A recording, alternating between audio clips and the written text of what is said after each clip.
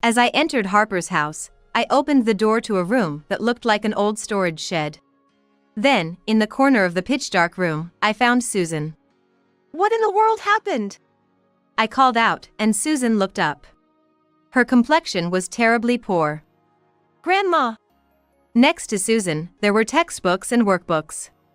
How long have you been in a place like this? And without even turning on the light? For a year, I've been right here. What? A year in a place like this, studying? And around her, there were bowls and cups too. So, she was eating here as well. Can you tell me what's going on, for Grandma? I took Susan's hand and spoke to her. After hearing Susan's story, I couldn't hide my shock. I couldn't believe she had been through something so awful. Harper was the root of all evil. As I left the storage room, I was absolutely livid. I found Harper and screamed at her, shaking with anger.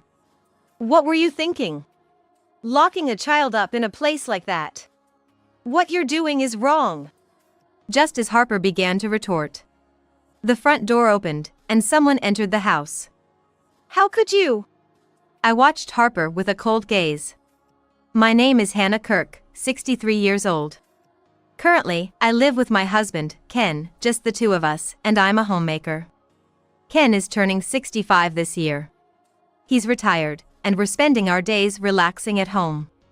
Our children are our eldest son, Caleb, and our second son, Sean. Caleb is 38 years old, and Sean is 34.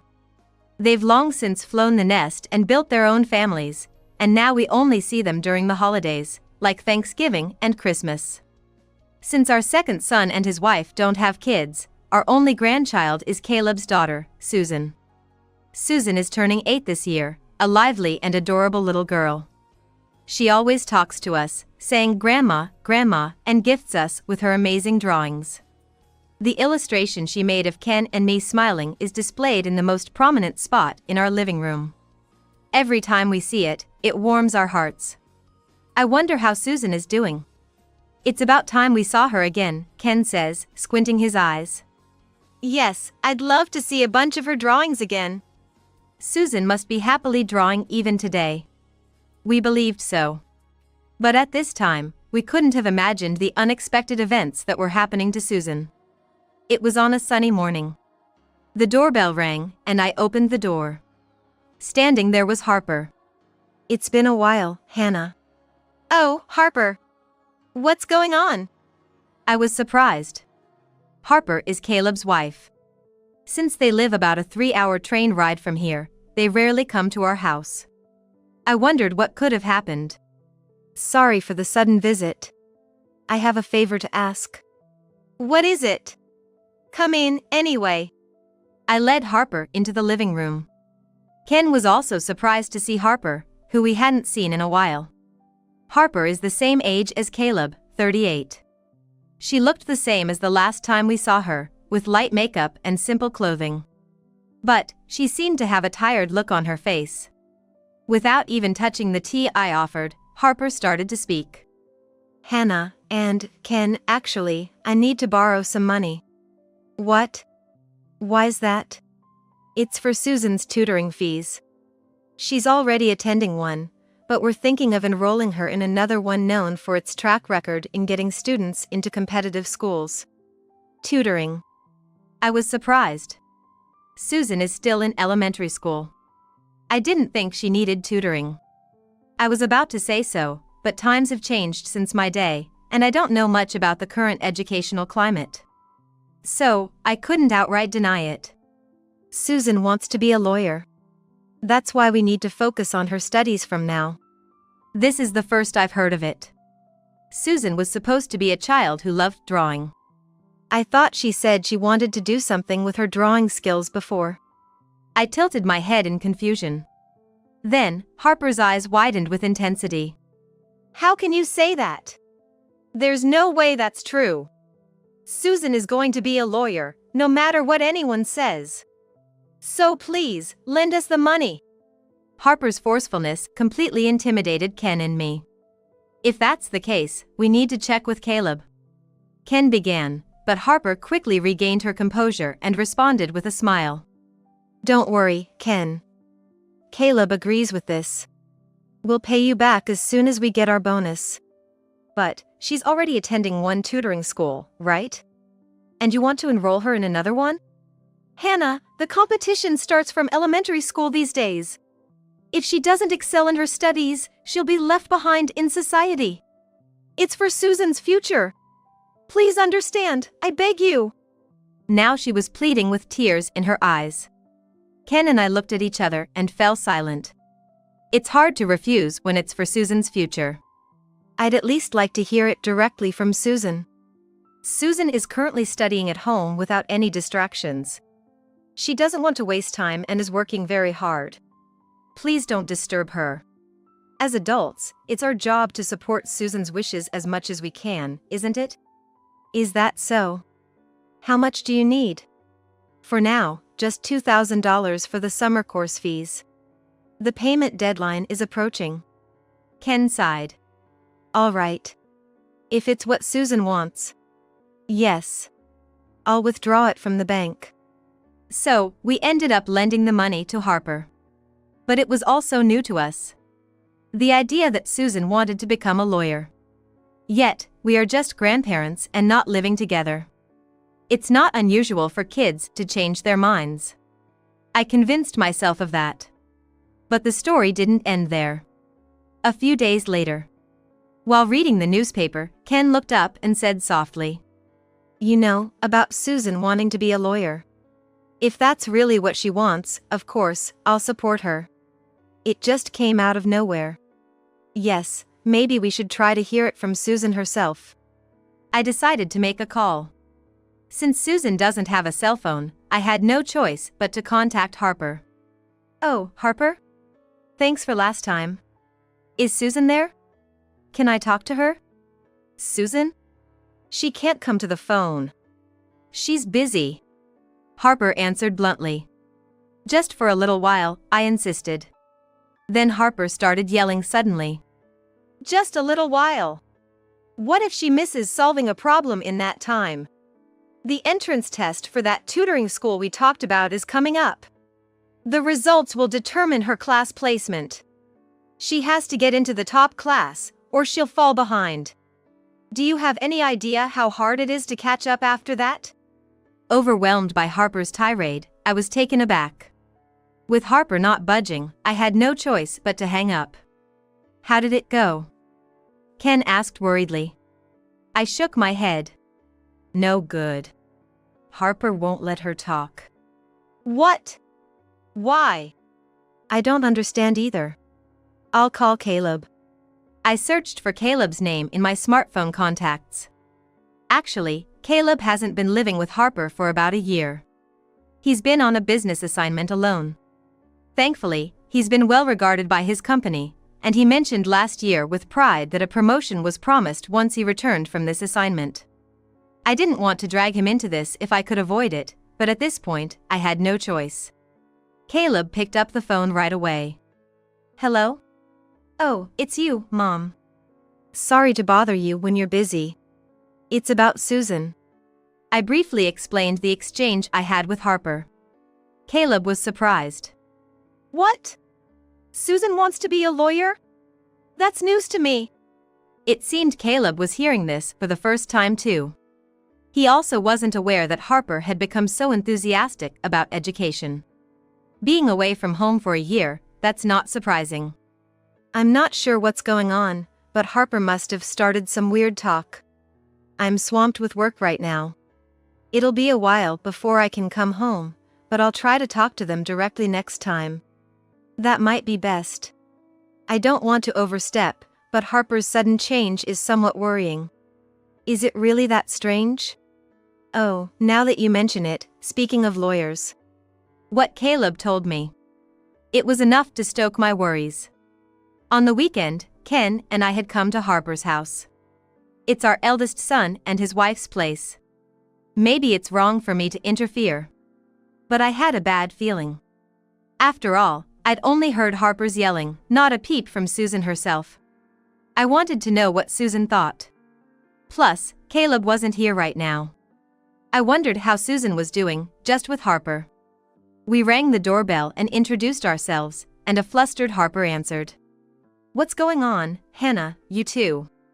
Harper was clearly flustered. "We were visiting a friend in the area and decided to stop by on our way back," I replied with a smile. A little white lie.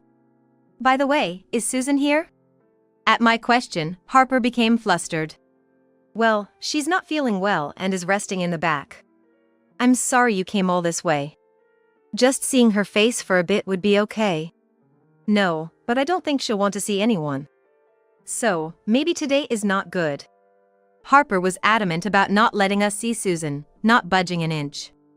Something felt off. Then, Ken suddenly exclaimed. "Ow! My back! My chronic back pain is acting up." Ken was clutching his back, crouching down in pain. "Are you okay?" Ken gave me a look. He was signaling an opportunity. "Harper, do you know if there's a chiropractor around here?" I think there might be. We left our taxi waiting over there. Could you show us the way? Sorry for the trouble." Ken forcefully asked Harper for directions and headed towards the taxi. While watching them leave, I muttered an apology. "Sorry about this, Harper." And then entered the house. It was silent, with no sign of anyone around. I opened each room door, searching for Susan. "Susan? Where are you, Susan?" She wasn't in any of them. The only place left was an old and used storage room. With resolve, I opened the door. There, in the dark room, was Susan. "What in the world happened?" When I spoke, Susan looked up. Seeing Susan's face after so long, she seemed to have a terribly pale complexion. Textbooks and workbooks were cramped together nearby. "Grandma! Why are you in a place like this? And without even turning on the lights? I've been studying here all this time. They said it costs too much to use electricity, so I've been solving problems using a flashlight." Susan spoke weakly. "Since when?" "For a year, I've been here all this time." "What?" Studying in a place like this for a year? And there were bowls and cups around. Was she eating here too? "Can you tell Grandma what's going on?" I took Susan's hand and spoke to her. "But..." Susan hesitated. Maybe she was afraid of Harper. "It's okay, Susan. Grandma is on your side." With that, Susan started to cry. And began to speak haltingly. The story Susan told went like this. About a year ago, when Caleb went on a solo business assignment and it was just Susan and Harper living together. Harper changed. Harper had said to Susan, who usually loved drawing, "Susan, you're already 8. It's time to start focusing more on your studies, considering middle school entrance exams. Stop wasting time on those silly drawings." Of course, Susan tried to argue. But Harper wouldn't listen. Worse yet, she tore up Susan's drawings. "Listen, the drawings that won't help your future need to stop. You're going to be a lawyer. You'll be respected by everyone and it's a job that helps people. That's good, right?" Harper had said, with a smile on her face. From then on, Susan's days became hellish.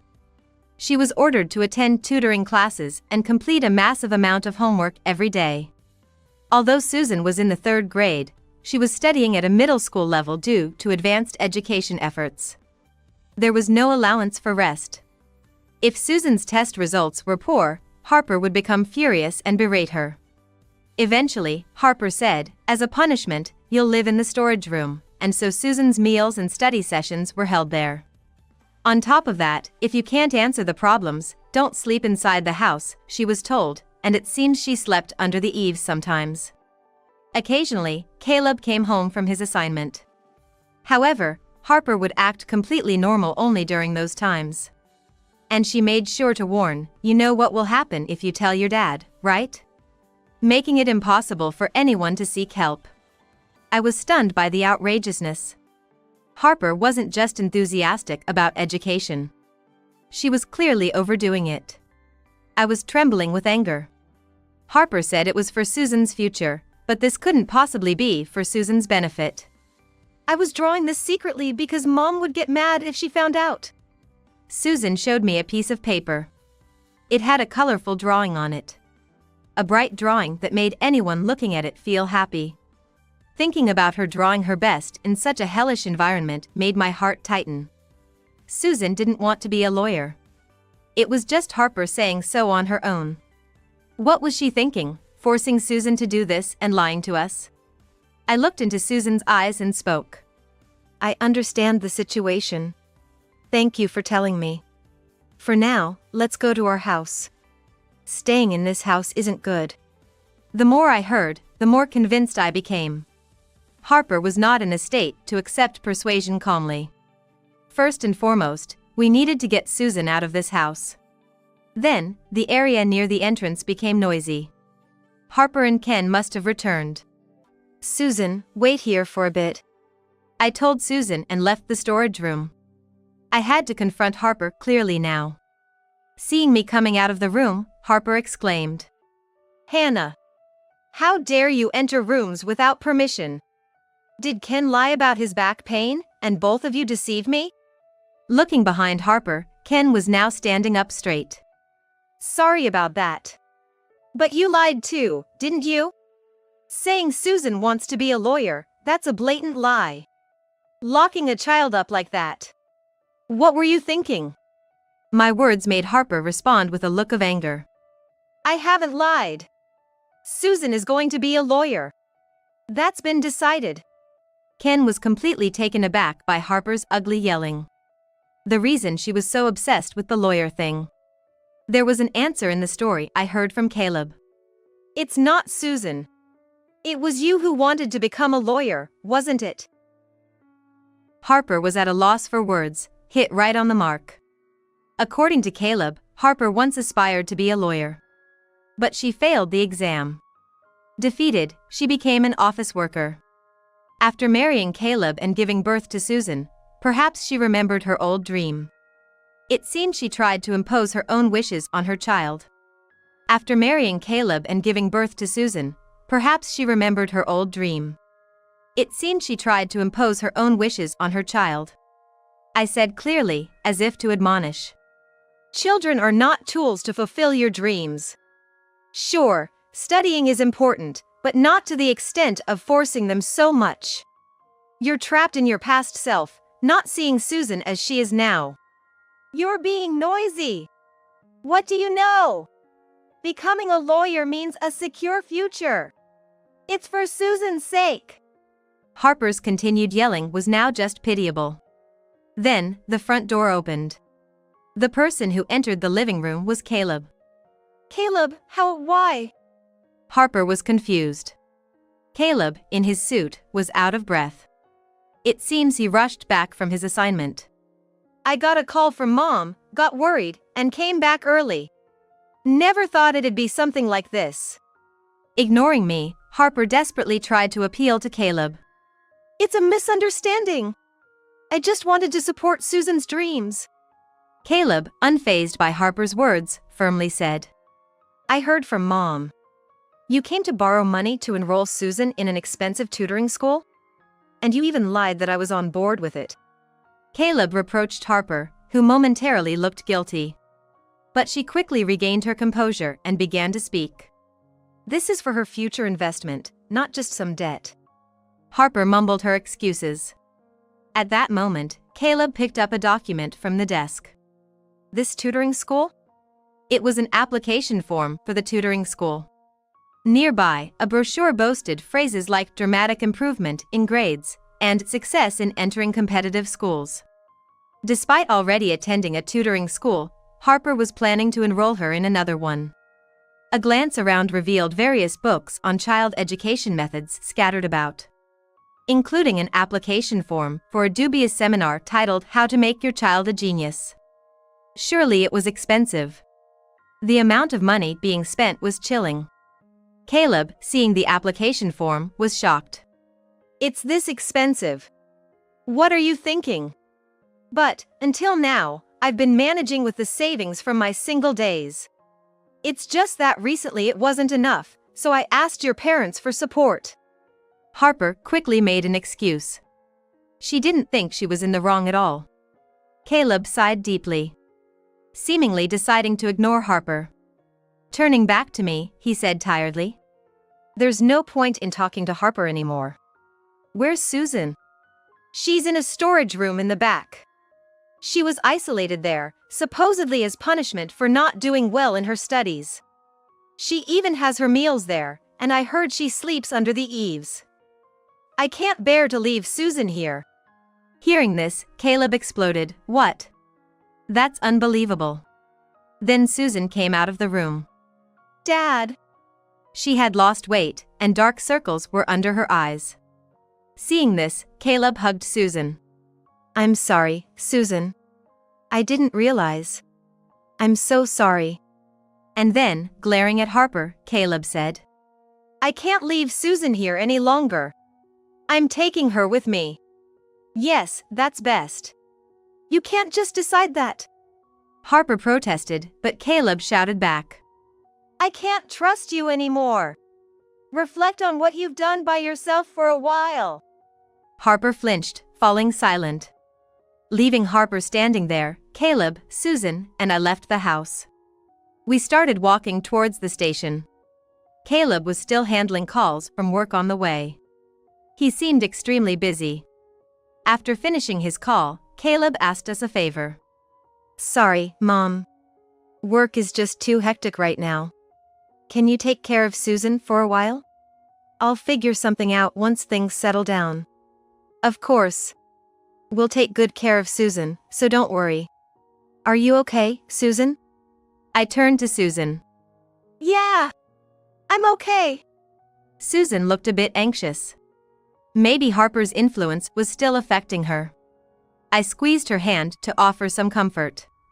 By the time we got to my parents' house, it had gotten completely dark. Susan finished her dinner and fell asleep right away. She must have been forced to do too much lately. She seemed so worn out. Poor thing. To force such a child to do all this. I couldn't help but tear up looking at Susan's sleeping face. I never imagined it would come to this. Ken also sighed deeply. Caleb left Susan in our care and went back to his assignment. He said he would try to persuade Harper, but I wondered if he could really do it. My worries were spot on. A week later, I received a call from Caleb. He had been trying to get in touch with Harper in between his busy work schedule. He repeatedly tried to convince Harper how foolish she had been and urged her to change her ways. However, Harper showed no signs of remorse. Instead, she kept saying things like, "Where did you take Susan? She's going to fall behind in her studies. There's a test coming up soon. Are you still saying that? Please, come to your senses," Caleb pleaded, but she quickly retorted. "I've always been sensible. I'm the one who thinks about Susan the most." No matter how many hours they talked, they couldn't reach a resolution. Eventually, she started hanging up the phone on him. The situation is making no progress. Discussions about possibly getting a divorce and Caleb formally taking custody of Susan began to emerge. One morning, the doorbell rang, and I opened the door. Harper standing there. "Harper!" Harper was in her pajamas, her hair was a mess. And her eyes were wild. "Hannah! Susan is here, right? Give her back to me." Harper barged in, frantically searching for Susan. "What's going on?" Ken was surprised by the sudden visit. Ignoring Ken, Harper rushed upstairs. "Susan! Susan!" I hurried after Harper, and she finally opened the door to Susan's room. "Mom!" Susan exclaimed in surprise upon seeing Harper. "Let's go home, Susan. There's an exam coming up soon, you need to solve these problems." "What are you talking about, Susan is?" As I tried to intervene, Harper immediately shouted. "Hannah, please be quiet." Confused by her mother's sudden appearance, Susan stood up and said firmly, "I'm not going back." "How can you say that? I can't become a lawyer. I think studying is important, but I have other things I want to do in the future. Don't decide my future for me, Mom." Shocked by Susan's firm tone, Harper's face twisted in shock. I embraced Susan's shoulders. Well said, Susan. However, Harper glared at me in a rage. I get it now, you guys brainwashed Susan, didn't you? I won't forgive this. Susan is going to be a lawyer. How could she come up with such a foolish idea that we were brainwashing Susan? Harper was beyond reasoning with. I raised my voice, though I thought it was futile. I had to say this. What are you talking about? Wake up. Can't you hear your child's real voice? Susan is suffering because of your actions. You keep saying it's for the child, but you're only thinking about yourself. If you want to be a lawyer, you should make the effort yourself now. It's wrong to force that on Susan. Harper was silenced by my words, looking frustrated. But then, her eyes sharpened. And she grabbed Susan's arm as if to use force. Come on, Susan, it's time to study. No. Let me go, Mom. Harper forcefully dragged Susan out of the room. Wait. Susan resisted. In the midst of their struggle, they lost their balance. Careful, Ken shouted. But it was too late, and they tumbled down the stairs. Susan! Harper! When I called out, Susan said she was okay and got up, but Harper was motionless. Ken immediately called an ambulance. I was bewildered by the grave situation. Later, Harper was taken to the hospital by ambulance. The MRI showed no brain issues, just a temporary concussion. However, upon regaining consciousness, she seemed unable to distinguish reality, muttering terrifying words repeatedly. Susan, you need to study. Susan.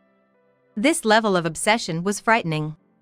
Then, Harper began to act violently. Suddenly crying out, mistaking nurses for Susan and yelling at them to study.